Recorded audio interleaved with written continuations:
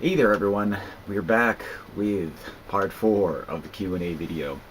And I was like getting optimistic. I thought like, oh, part 4, that'll be the last part. But it's not going to be the last part. I looked at the questions and what happened is like people who asked questions before asked more questions. So like when I looked at, just like did a quick glance over the questions and the names, I was like, oh, well, I already answered that one. I'm pretty close to the end. But actually, I'm not. So part 4 is not going to be the last part. Maybe part 5 though. Maybe. Depending on how quickly I can get through the questions, but it's there are a lot more in here that I'm not going to be able to get through quickly, including this first question, which is left off from the last video, from my pal Lupacillo. He asks, what do you think will be the future of the Japanese game market? And this is a question I didn't answer in the last video because I actually wanted to give it a little bit of time, because it's a topic that I wanted to talk about in a separate video, but you know, again, I'm not I'm not a channel that makes topical videos. I just don't like to do it unless like people are being really stupid. So like for the most part, I'm not going to be making those types of videos, even though like I think about it and then I write them up and then I just never shoot them. But Japanese game market. Okay, let's talk about the Japanese game market and the Western market. So I think people will think about the Japanese game market now and they think, oh, it's it's gone way down since like the PS2 era or whatever, and I don't think that's true. I mean, obviously there are probably less developers developing for consoles, but there's a lot of factors involved with that. I'll get into it. But it's not that the Japanese market has shrunk so much, like there's not as many people making games. It's that the Western market for consoles has grown. Since pretty much Microsoft spearheaded that, I'd say, with the original Xbox. They like went hardcore in recruiting people from Western developers to develop for consoles.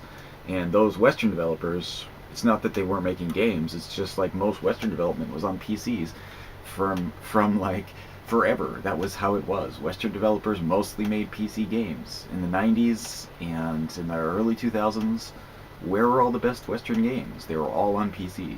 So, it's not any wonder that, if you were a console-only gamer, you'd think, well, Japanese games rule everything, because on consoles they essentially did, because there weren't really many people developing for consoles. And then after Microsoft kind of spearheaded the change for Western developers to start making console games, from the Xbox and part of the PlayStation 2 also, but and onward, Western developers have a much bigger footprint in the gaming market on consoles.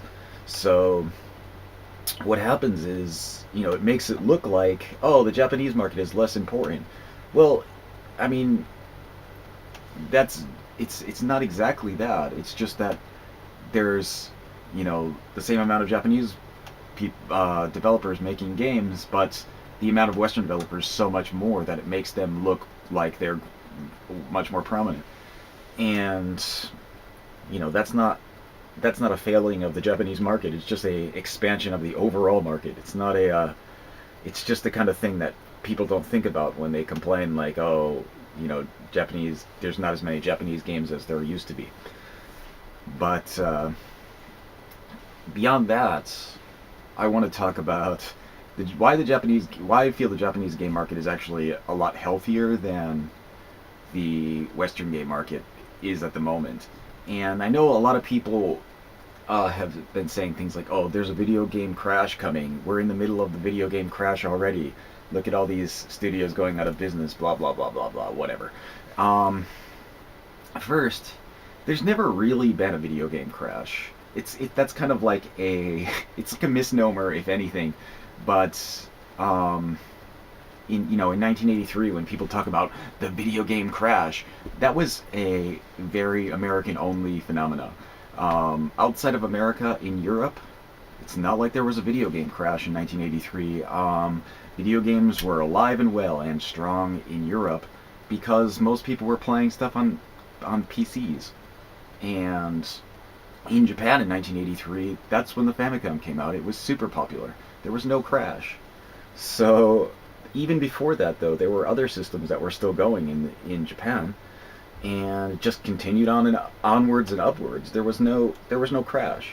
So it's not like there was a global video game crash in '83, which people seem to imagine like nobody bought games anymore after then until like 1986 or '85 when the Nintendo Entertainment System came out. Like that's it's a gross oversimplification, and it's a very like American centric kind of way of thinking.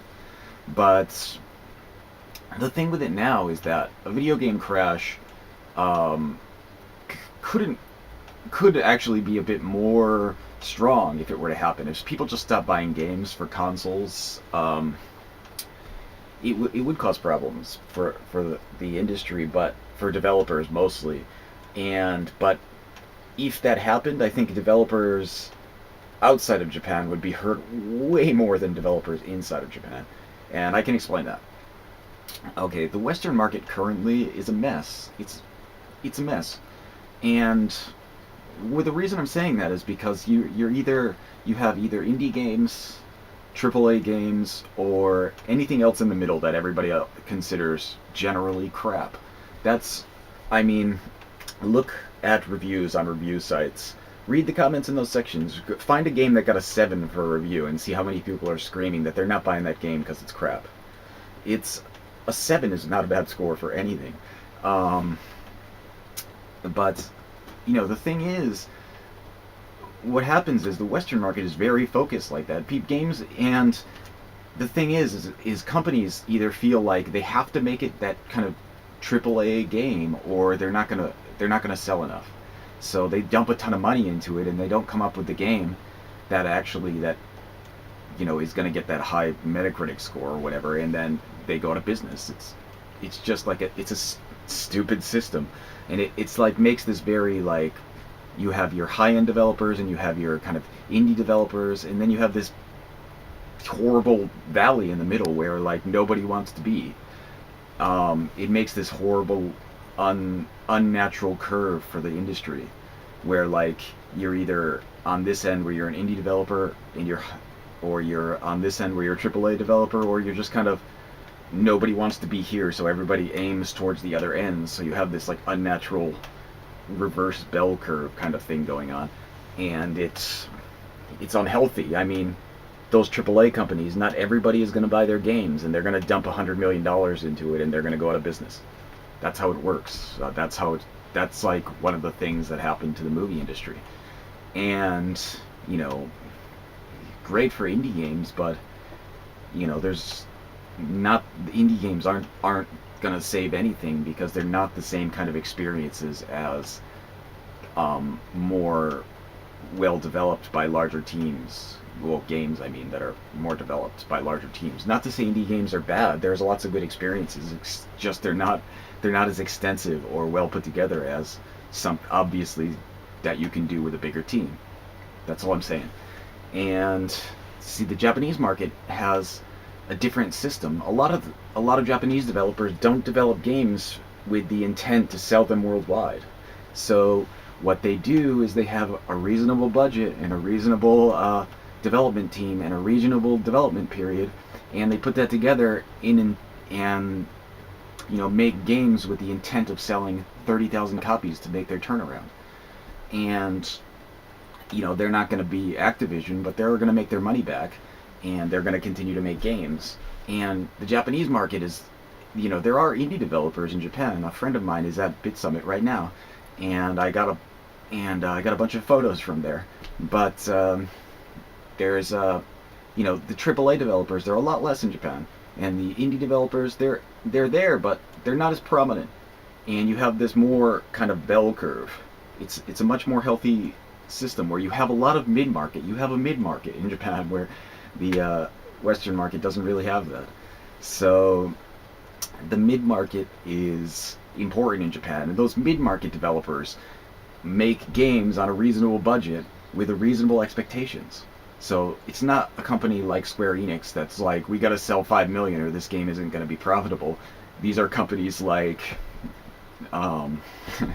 experience, and even like more towards the higher end of these kind of mid-market developers is stuff like NIS and Atlas even. And what happens is that those companies make games on a budget that's realistic.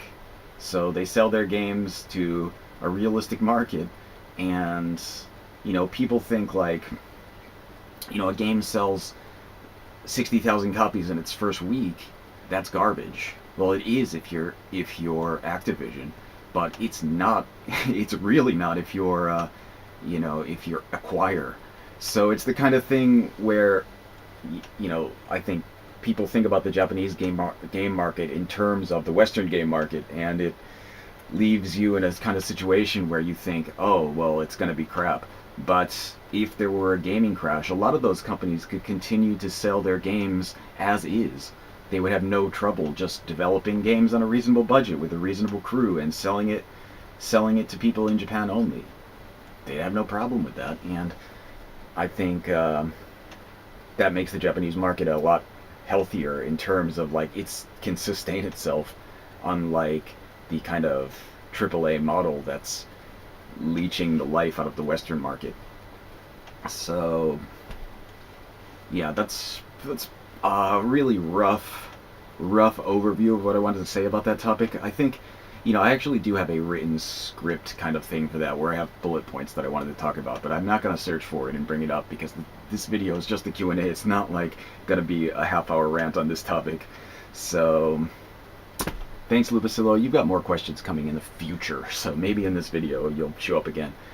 But next we've got Ballin' Nick, 1982.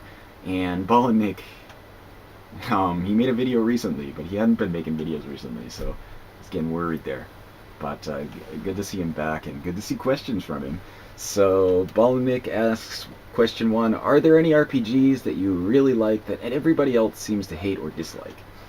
I'm sure there are. I can't think of any off the top of my head that everybody hates that I really like. I'm sure there are some, though. I'd have to look. The thing is like, I think a lot of the RPGs that I like are niche in the sense that like, or niche if you want to say it that way, in the sense that a lot of people don't like them, but there's like a kind of cult following for a lot of them. So, I really like the Kingsfield games, for example, and I think if you put a game like Kingsfield out now, nobody would buy it. It's so slow, and, it's just, like, people would think this is the worst Skyrim ripoff ever, and, they'd be wrong, but it would be the kind of thing that everybody would hate. It would get, like, a ridiculous string of 2 scores, and then, like, one person would give it a 10. It's that kind of game. But there's a ton of stuff like that, I think. I'd have to really look through my systems here I can look at stuff where I think like, well, this game's got really crappy reviews, but it was fun to me. The Zex, that game by NIS, the card battle game, got really crappy reviews and sold terribly. But I really liked that game. I'm trying to think, like, just looking through stuff. There's not a lot of stuff on... I don't know, man. That's rough. There's probably more of the opposite, which is, I think, your next question. Are there any RPGs you hate or dislike that everybody else seems to love? There's a lot. For me, there's a lot of that. There are a lot of games... hate is a little strong, but there are a lot of games that I dislike that everybody seems to love. Or games that I think... aren't so great that I don't understand why people enjoy so much. Let me think. The first thing that comes to mind with that is Ni no Kuni. I don't understand why people love it so much. It's not... I played it, and I thought it's not fun. I don't know what it is about it, but I'm not a huge Studio Ghibli fan, and I think like it's the kind of thing where like you expect it to be fun if you like Studio Ghibli, and if you like Studio Ghibli, you're gonna probably, or Ghibli, I know it's Ghibli, but whatever. If you like that, I think like that's the kind of fandom that's a crossover that people are just going to love it immediately without really being critical of the content. And I think the game is maybe mediocre at best. Um, that kind of stuff, that kind of thing is pretty high up there. Um, there's a lot of stuff that I just don't like because of the overall style that I think other people. I mean, like almost anything Idea Factory puts out is Hey, that reminds me. Okay, Idea Factory makes crappy games for the most part, um, in my opinion at least. And they have everybody knows Spectral Force is terrible. Spectral Force 3 on the Xbox is so bad. If you've ever played it, I'm sure you have. But I'm trying to think like in the games that I like that everybody hates, I have one, and I think it's right in arm's reach, but it might not be. No. No. Okay. It's a Spectral Force game. It's called Spectral Force Radical Elements. And it plays differently than your others. Like Spectral Force 3 plays much differently from Radical Elements. In Radical Elements, you have your armies and they have job classes. And when you do battles, you have like your armies run out onto the screen and they bounce off of each other and fly all over the screen. It's really awesome. Like it's really fun. And you have the generals will come out and wipe swaths of enemies. It's like all the generals kind of fight like Sauron in Lord of the Rings. Like you just blow through like huge swaths of the enemy troops until the other general comes out, and then you have like the general battle that determines the winner. It's a really fun system. The characters suck and the story is boring, but the battle system is so fun in that game that I couldn't stop playing. I played through that one like in one straight shot pretty much. I just like kept playing it every day until it was done, and I just gave up playing everything else. But that it's a Spectral Force game, so like generally people hate it. That one doesn't have an English release, I don't think. It's on the PS2, but it's pretty easy to understand. I mean, if you don't want to know the story, which is not really worth knowing anyway. So it's probably importable, and it's probably really cheap, because I think I got my copy for like 100 yen. So there's that one.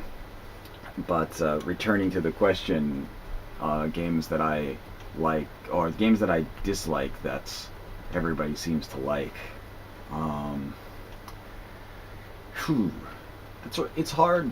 It's hard because there's some games that I think like everybody thinks are great that I think are just like okay. Most of the Tales of games I feel are just kind of okay. Like I don't think they're bad, and I've played a bunch, but for the most part I think like, oh well, that was okay. Same goes for stuff like Eternal Sonata. I played through that. I played through that entirely, and it was the kind of game where like it just got so boring after a while, and it was the kind of thing where like when I first started playing it, I thought this is pretty good. It's pretty great actually, and then like partway through I'm just like this is getting boring, and then by the end I was like, God, can't this game be over? So there's that, and the same thing actually, Last Remnant, if you've ever played that, it's like generally not well regarded, but when I started playing Last Remnant, I thought, oh, why does everybody hate this game? It's so good.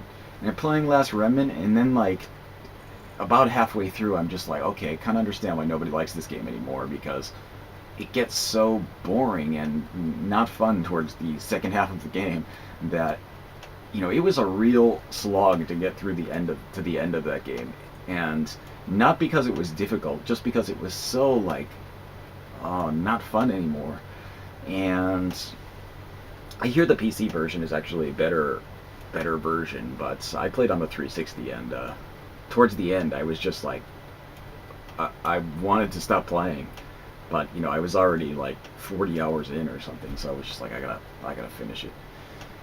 So there's that. But yeah. Okay, so Balanick asks also Dragon Quest series or Final Fantasy series. In my case, Final Fantasy beats Dragon Quest a million times over. I'm not a huge Dragon Quest fan. I haven't really even played that many games in the series. Like, obviously, I played Dragon Quest 1 when it came out, but I can't remember. I can't remember what I played on in the Dragon Quest series. Not even that many. I think like I played whatever the PS1 one is. Is that 7?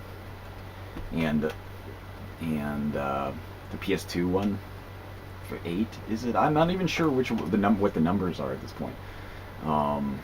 But I just feel I don't really feel the Dragon Quest series. I guess it's not for me. I think it's not that it's bad. It's just I don't enjoy it. And Final Fantasy is like something I kind of grew up with. I played every game as they came out, essentially, except for the ones that we didn't know about in the U.S. Like when we were kids, at least before the internet, there was no way that we knew that in between Final Fantasy 1 and 2 there were like 2 other games. We didn't know that before the internet, really. And but I played those as pretty soon after they were available to play. So, but I have played all the Final Fantasy games except for the MMOs up until 12, and then I didn't play 13. So that's about it. So I like Final Fantasy. I don't really like Final Fantasy anymore. It's not. I'm not really. I don't know. Like I'm not excited for Final Fantasy anymore. But I did play. I played all the main series games, and then I played Tactics, which is still a good game. I would, if they put out a new Final Fantasy Tactics, I would buy that right away. Or even if it was like another handheld Tactics, which is, different than the normal console Tactics, I guess, I would buy that too. So Final Fantasy Tactics, that would be good. But Final Fantasy has more stuff that I enjoy than Dragon Quest, so I'll go with Final Fantasy. So thanks, Ball and Nick. Make more videos. That's it. See you next question. We've got Sega of My House. Sega of My House asks, the only question that will ever matter in this life or the next. Coke or Pepsi? Coke, easily Coke. From what I understand, Coke is vanilla based and Pepsi is like a citrus base. And I prefer Coke. It's vanilla base, I guess. That's me though. It's not that I dislike Pepsi though. I know some people are like, I can't drink Pepsi, I can only drink Coke, or the opposite. But I don't really care. I like both.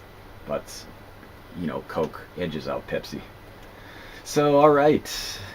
Ozeloto is next. I don't know if that's how I should pronounce your name, but I'm gonna screw up the pronunciation for pretty much everybody's name.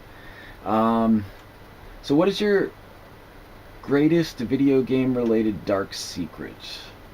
A dark secret that's video game related? I don't know. That's how do I answer that? I mean, when I think, what could be my dark secret? I don't know. I can't think of anything. It's not. I don't know, man. What am I supposed to say for that? What kind of? You should have gave me an example. Like, I think, people would consider, like, kind of blasphemy is that I've never played Sonic the Hedgehog 2 or 3, and I'm totally not interested in playing it, so don't comment that, like, I should play Sonic, because I'm not going to play Sonic, but, I've never played those games, and I'm, like, just not a fan of, platformers, so Sonic 2 and 3 I've never played. That's probably my darkest secret, considering how much I like Sega after all. So let's see. What are some good dark fantasy things, books, games, movies that you enjoy? A dark fantasy is, there's a lot of stuff, and I think I talked about a bunch of dark fantasy games already, but as I mentioned earlier, I'm a huge fan of Robert Howard, and he's got, like, you should get some of those collections he has, those book collections, because for the dark fantasy, there's so many good ones, and in different times, too. So if you like your kind of higher fantasy, you've got your Conan the Barbarians, or your Kroll the Conqueror, or even, like, Bran McMahon is, like, a more higher fantasy. It's a little in the middle, but it's still, there's a crossover with Kroll. You can't, like, you can't disavow the high fantasy parts of it. But even after that, you've got your stuff like Solomon Kane, which is more, you know, 1700s ish, and you've got he's got a bunch of like kind of like pirate tales. They're not pirate tales, they're like swashbuckling tales. And then there's like early kind of 1900s stuff like of course Lovecraft has dark fantasy elements, and then stuff like what is his name? Oh man, Clark Ashton Smith, stuff like that. Robert Bloch also does some stuff. Richard Matheson does some good stuff. That's but those two, Robert Bloch and Richard Matheson, do a bunch of different kind of stuff. So they're not all dark fantasy, but there are stuff that's like kind of in that category for them. But they're more modern day, or kind of sometimes future and sometimes like slightly past stuff. But Robert Bloch wrote Psycho, but he does a bunch of like Cthulhu Mythos stories too. Same with Richard Matheson, and Charles Beaumont does some really cool stuff. Those are all like writers though. For movies, dark fantasy movies, that's rough, man. There's not a lot. I mean, there's a lot of ones that everybody knows, but so I wouldn't want to. I don't want to recommend stuff that everybody knows, but like Pan's Labyrinth is really good, and I guess Devil's Backbone and those kind of things are. I mean, they're not exactly the same thing like you would consider dark fantasy. It's not like the Dark Crystal or something. Those are quite different, but that stuff is pretty good. I haven't done a lot of thinking about the topic, I guess. Like, it just came up. I'm just reading it now. So it's the kind of thing where if I could probably find a lot more movies and stuff if I looked through my collection, because I am a big fan of kind of dark fantasy type stuff. And there's even good stuff in movies that are less dark. Willow has a lot of good dark kind of scenes to it, even though the overall tone is much goofier. But, there's stuff like that, I guess. But thanks for the questions. So next we've got Rena TV 0129 asks, what game systems do you have?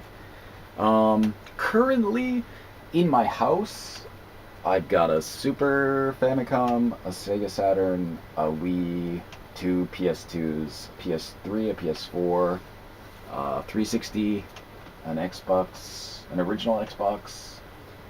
Trying to think. I have some that aren't hooked up all the time.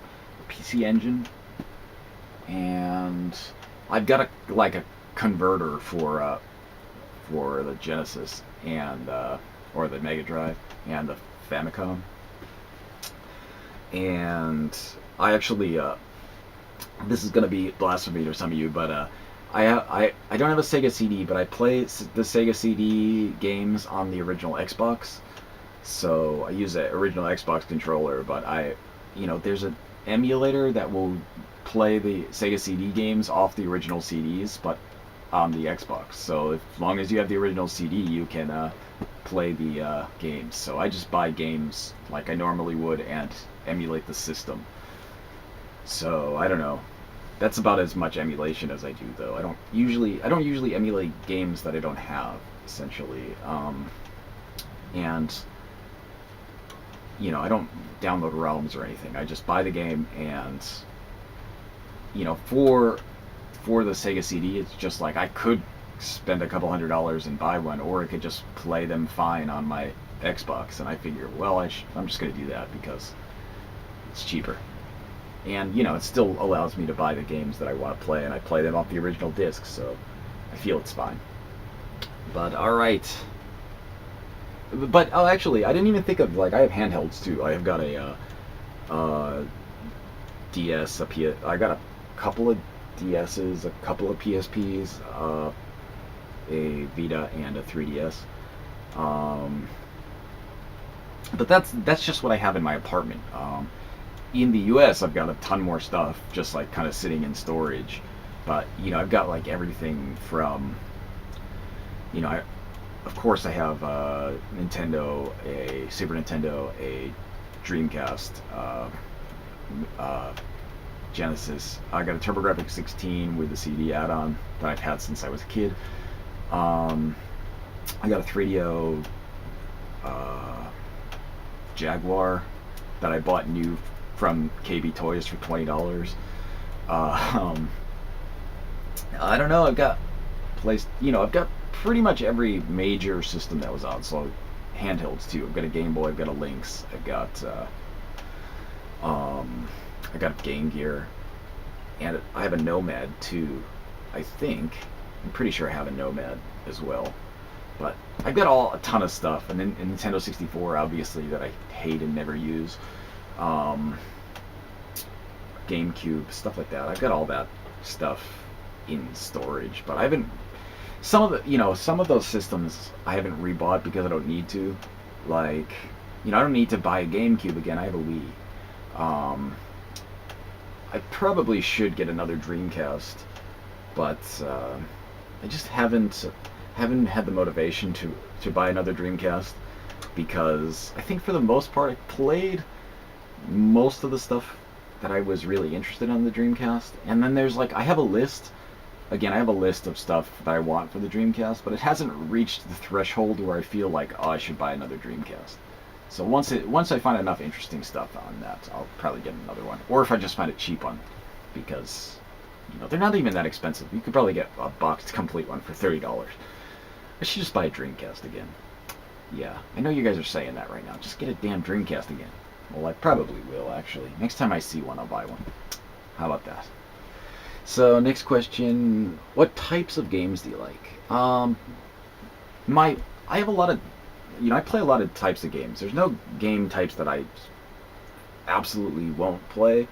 But there are game types that I don't prefer. So if you're a first-person shooter or a racer or a platformer, probably not. It's probably going to take some convincing to get me to buy you. But on the other end, if you're any type of RPG, a simulation game, or a let me think. I'm trying to think of how I would put this. It's not like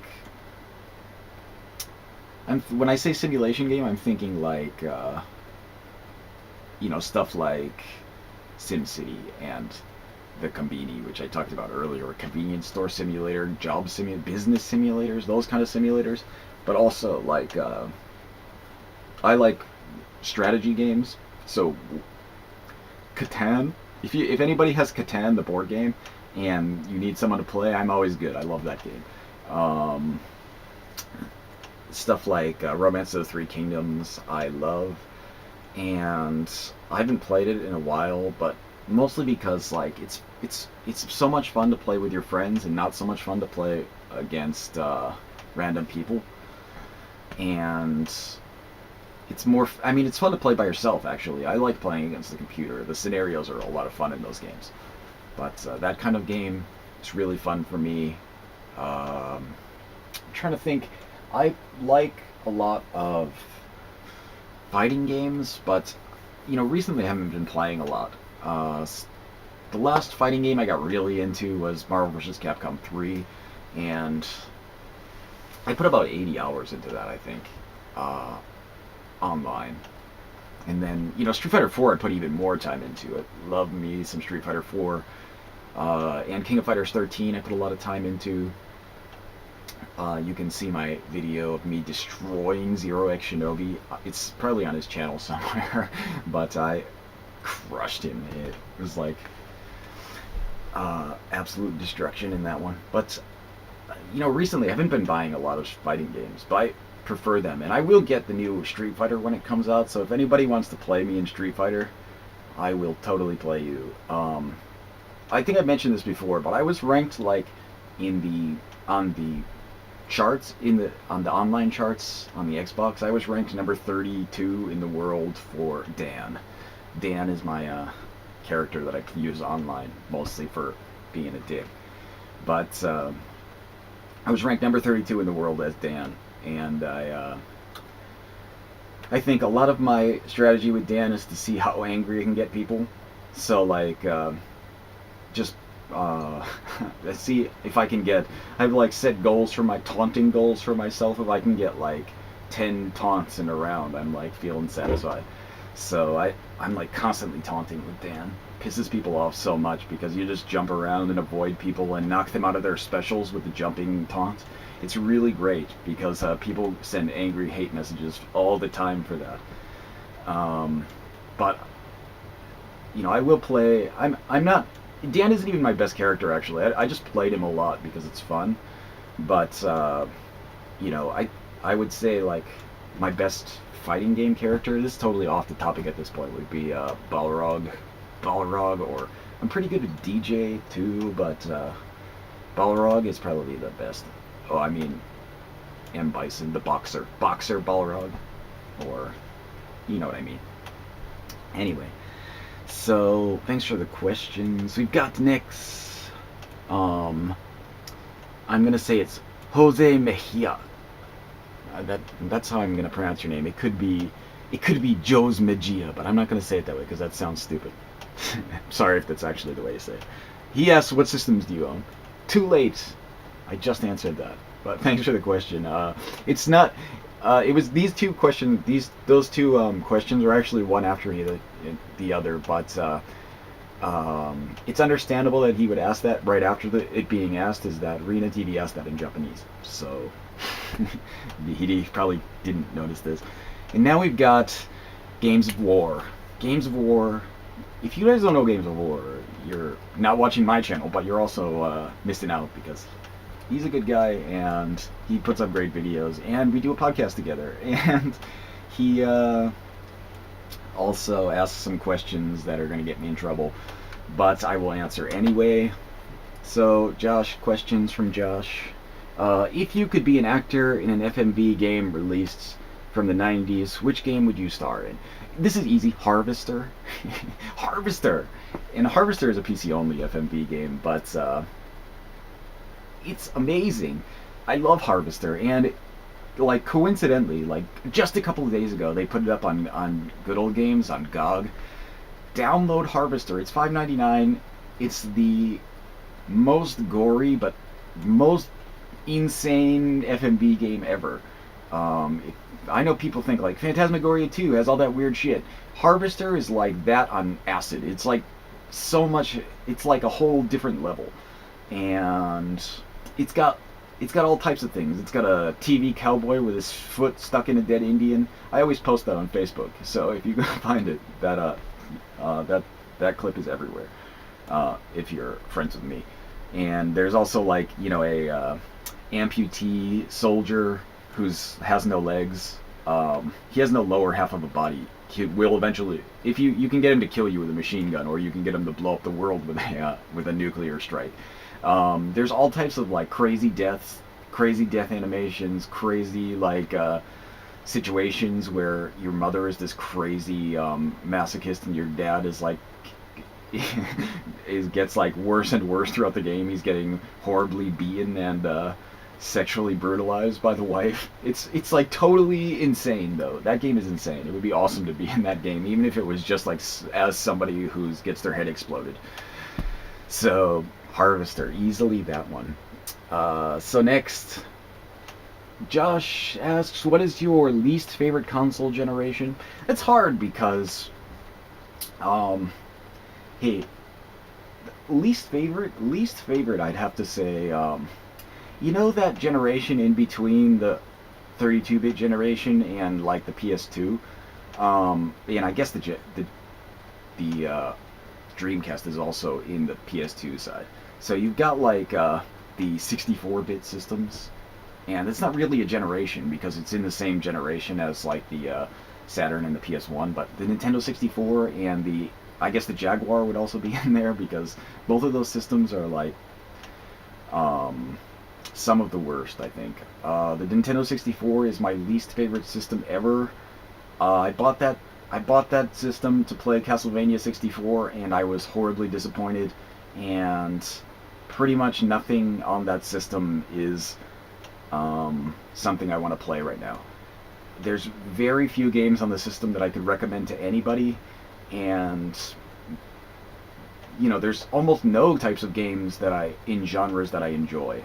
So, RPGs on the N64, you can count the ones that are even completable on one hand, and even then, like, completable doesn't mean good. So, you've got, I guess there's a Shiren the Wanderer game on the N64, and then even like stuff like Ogre Battle 64. It's the worst Ogre Battle game. It's not even like a turn-based strategy game. It's like a real-time strategy. It's not a bad game. I'm not saying that game's bad, but it's the worst Ogre Battle. The N64 is awful, and the Jaguar, I'm just lumping in it to create a generation of 64-bit games, but I actually have more games that I enjoy on the Jaguar than I do on the Nintendo 64.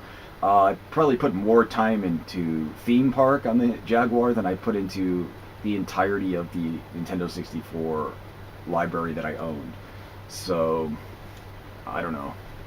The Jaguar actually has more games that I want to play than the N64. And this is honestly true. This is 100% truth. I did not realize that people really loved the Nintendo 64 until I started watching videos on YouTube. I never met anybody in my circle of friends who even remotely enjoyed it. So, like, it's the kind of thing where, like, I was honestly surprised the first time I heard someone say that their favorite system is the N64. I was just like, what are you, lying? High on crack? What's the matter with you? But those people exist, and they're probably not subscribed to my channel, and if they are, they're probably unsubscribing at this very moment. But I have this theory that I've concocted, that your liking of the N64 is like inversely proportional to how much you'll like the content of my channel. So if you're a real huge fan of the N64, and the types of games that are on there, you're probably not going to like my channel, and the opposite. So that's yeah. So let's see. Josh asks, if you could change one thing about your life, what would it be? I don't have a ton that I want to drastically change. Like, it would be cool to, I think for most people, the answer is like, I would live my same life. It's just if I had a big ass trust fund, that would be awesome. You know what I mean? Like, if I had like a source of income that didn't require me to work, that would be awesome, because I think things would get a lot more exciting for life in general. And I say that like, I would just sit at home playing games all day, but I wouldn't do that. I probably would be out doing stuff. I'd probably be creating jobs for myself, but I wouldn't be doing it in a pace that I don't want to do. So I think life would be a lot more relaxed with a giant trust fund that I didn't have to worry about money.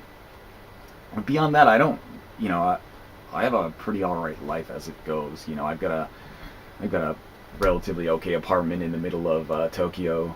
I've got a bunch of friends. I meet people easily. I've got a good hobby, nice amount of people to talk to about it. It's good stuff. Not a bad way to live, I guess. But if I didn't have to worry about money at all ever, that would be awesome. And last question, one that's going to get me in trouble and annoy people maybe. What gaming channels annoys you the most? I can't think of any specific channels that annoy me the most, but there are types of channels that annoy me the most. Okay. Any type of game hunting channel is... if that's like the focus of the channel, it's probably a channel I'm not watching. If you're like one of those channels that's like you and your troglodyte friends are running around making fart jokes and sometimes finding games and that's pretty much your channel, probably not a fan. If you're if you're a channel that is like a real collector channel, probably not a fan. And I say that, what I mean by that is like you're one of those channels that you you do pickups videos only, and you're talking about. And I don't even mind channels that do pickup videos only. That's fine, as long as you like have a reason to be doing the pickup video beyond like, I got this game for $1. It's worth $5. Here it is. Next game. That's the kind of thing. Those are the kind of channels I dislike. So if you're like just a collector who is collecting games and not playing games and not giving any type of reason beyond like the value, I'm not a fan. I'm not a collector in that way. I buy games and I have a collection of games, but they're all games that I bought for a reason. So when I do a pickups video, I talk about the reasons why I bought the game, not the value. Almost never talk about the price of a game. I'm not interested in that, and if you're focused on that, not interested. I don't know.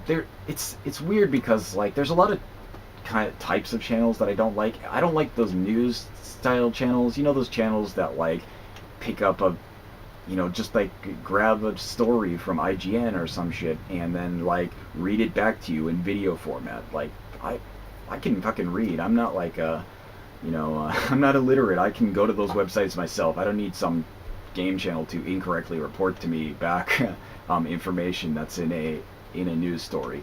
I'd rather have the actual sources available just in case. So, I just skip the middleman there. I don't need those kind of channels.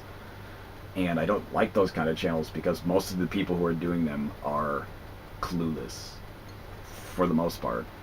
And yeah, there actually are specific channels that I dislike, but I'm not going to name them just to avoid drama. But there's very few, but there are genuinely people I dislike on YouTube, and that's not to say I dislike. Most people on YouTube, I don't know crap about them. Like, I dislike them or like them based on their videos. So, if I said like, I don't like that channel, it's totally irrelevant to the person for the most part. Like, I don't know the person. Like, there's lots of channels I don't like. I mean, specifically, I can get into some because, everybody knows already, is considering the, drama that happened like a year and a half ago or so. But, for example, like, I don't particularly like stuff like Gamester81, for example. I don't particularly like Gamester81's videos, or his content, and I think like, it's not very good. And I can read Wikipedia too, but that's nothing about against John Gamester81. That guy, I don't know him. I've never talked to him. I don't know anything about him. So I don't dislike him. I just don't like his channel. But there are people on YouTube that I actually dislike. There are people, and those channels always annoy me, and I don't watch them. It's not like I'm subbed to those people to thumb them down or whatever. It's the kind of thing where like they just sometimes come up in my feed, even though like somebody else who I'm subbed to will like a video from them, and it shows up, and I'm just like, oh man, fuck this guy. There are a few people like that. It's a very short list, but there are some people. I'm not going to name them, obviously, but, they're there. But that's about it. I don't know. So thanks for questions, Josh. I doubt that will get me in trouble. I didn't say anything horrible, I guess. So next we've got Shibuya River, who asks me, Shinigami Tensei 1 is now available on iOS in English. I lost the question. Fuck. Was scrolling down. There it goes. What are your thoughts? Okay, if you really want to play SMT1 and since that's the only like official option, I guess you should play it. But that version, I think, as far as I know, I think it's a port of the Game Boy Advance version. That's a good version of the game, except like I downloaded that, and it's awful. Well, okay, let me preface that. It's not an awful game. The game is still good. The game is still the same, except that it's awful on the. I'm playing on iPhone, and it's awful on the iPhone because the screen is tiny. It's like ridiculously small, and like even in landscape, it's small because you have to use there's virtual controls that are like, virtual buttons on the screen, and they take up like half the screen. There's no way to really get rid of them. So it's either they're covering up part of the screen, or it's like literally half the screen if you're in portrait format. So it's the kind of thing where it's not an optimal way to play the game if you're using an iPhone. I've never played it on an iPad. I don't have one, but it could be okay on an iPad, maybe. But honestly, I have no idea. But for what I've played of it, it's like playing the game on a calculator, or on a Game Boy screen that's half the size of the Game Boy Advance screen or something. It's awful. So I don't know. If you really want to play it, it's probably it's really your only legal option. But I guess try it on an iPad and see how it is. That's the only thing I can really say, because my experience with it is not very good. So yeah. Okay, next we've got Uphone92. And I don't know if he makes videos, but he's a good commenter. I like when he comments, because he always says something good, I think. But, so he asks, what are your favorite SMT demons? I don't know if I have any specific favorites. I mean, I like a lot of them, and I kind of make parties based on themes a lot of the time. So, it's different every time. Like, I don't have the same party every time, but towards the end of the game, I try to fit in demons that I normally would use. So, if I can use, like, Ariok, I'll use Ariok. If I can use... you can almost always use Beelzebub, so I almost always use that. And Metatron or Messiah, I'll use those two if I can. Of course, Mara I'll use, because fucking giant cock chariot. You can't get a better demon than that. Those characters aren't in every game. Messiah's not in every game. Metatron is mostly in most of the games, I think, but Ariok is not, and even, well, Beelzebub I think is in everything, but Metatron isn't, I don't think. But for the most part, I'll use those, and Misaguchi I use a bit, but usually that's a little low-level demon, so I don't use it all the time. And towards the end, like, I'll use this stuff that, like, is powerful. So, unless I'm, like, making a theme party, and that happens, like, I can make my all Jack Brothers team or whatever. So it just depends on, like, how I'm playing the game. But if I can find, like, an interesting theme, I'll just use those characters through the whole game. But for the most part, like, towards the end, I'll be using stuff that, like, everybody uses, the stronger characters, I guess. But yeah. So thanks for the question. I guess these will be the last set here. City Moon XX. This means, I think if City Moon XX is asked to get more questions in here, that we've actually reached the point where the questions are repeating from the first video. So these are, like, not on the questions video, but from after that. So I'm getting towards the end, I guess. But City Moon XX asks, favorite era of gaming? That's different. I guess 32-bit era is probably my favorite. The Genesis, PS1.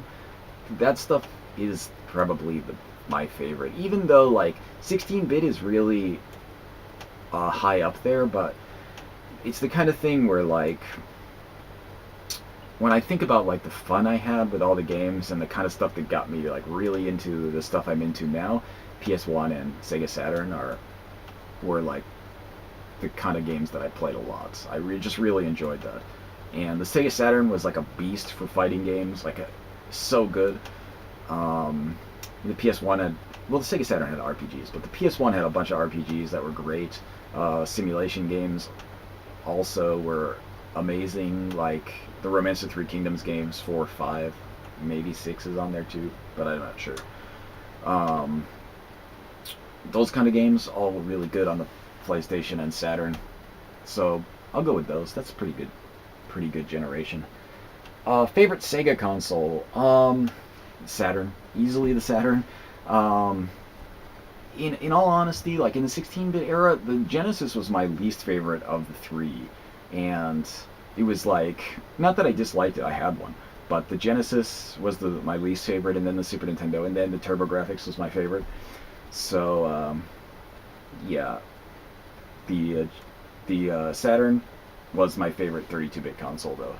Played that so much, and I was, again, the Saturn was like the kind of thing, like I didn't know anybody else who had one except me, so it was the kind of thing. Dreamcast, I guess, would be in the middle. It was pretty good though. All the Sega consoles are good though. The Master System is even good. I never owned a Master System in the U.S. though. It's like one of the only systems that was like a major system that I never owned. Though there was a electronics store near my house, like literally like a 1-minute walk from my house when I was a kid, and they had a Master System kind of 15 games in one cart set up in the store that was set to unlimited time. So like you could just play that. I played that all the time. I just go to the store and play the Master System all the time. But I never actually owned one. Let's see. Favorite Japanese movie? City Moon mentions that his is Battle Royale. Battle Royale is a good movie, actually. But my favorite Japanese movie? That's hard. I've seen a lot of Japanese movies. I really like the Detroit Metal City movie, but I wouldn't say it's my favorite. I want to say it's going to be Bright Future, which is Akari Mirai. That movie is so good, though. I just watch it, and it's like strange, and it's not like incredibly weird or anything. It's just like the whole tone of the movie is this kind of slight horror. It's not that there's any horror going on. It's just like everything is like awkward, and it's just like a weird feeling throughout the whole thing. And I just really like that movie. I could watch it over and over again. So I'll go with that one. And okay, last question for this video. We're almost at an hour. What game did you wish you played in the 80s or 90s to... This doesn't make any sense. What game you wished you played in 80s or 90s to have nostalgia for it when it first came out? I guess what game do I wish I played in the 80s and or 90s that I wish I had nostalgia for now? I guess that's the question. I don't know, because there's a lot of games that I played a ton of games in the 80s and 90s. Like there's very that's like how I spent my youth, just playing games essentially. And that's like, you know, I've played games at home, and when I went to friends' house, we just played games. We played games on the computer, we played games on consoles, we just played games all the time. We played role-playing games, like pen and paper RPGs, we played board games, we just played games all the time. So, I can't really think of anything that, like, at the time I wish I played that, you know, I didn't get to play, or, like, didn't get to play shortly after. Like, for example, there was a bunch of games in the 80s that I wanted to play that I didn't get to play in the 80s that, like, later on in the 90s I played. You know, like, after those games got really old, they got really cheap at stores, and you could just pick them up for a couple bucks on the PC or whatever, and then run them. And that always happened. I got tons of games that way. And, you know, what happened with console games is that I lived, you know, I was a 5-minute walk from a Blockbuster Video, so, like, I rented a game every weekend. So, if there was anything I wanted to play, I just played it, and, you know, for the most part, there wasn't a lot that I wanted to play that I just couldn't find or couldn't get to play, either at a friend's house or by renting it or just getting it cheap later on. So, that's about it. We're almost over an hour, so I'm going to end this video, but this is not the end. There's still a bunch more questions. So maybe the next one will be the last one, unless you guys ask a lot more questions. Feel free to ask them below, but if you ask more, there's going to be a part 5. Well, there's going to be a part 5, but there might be a part 6, and that's, we're like getting over like the 6-hour mark. We're at 4 hours now, so I guess I'll see you guys next time before this breaks an hour. So see you guys.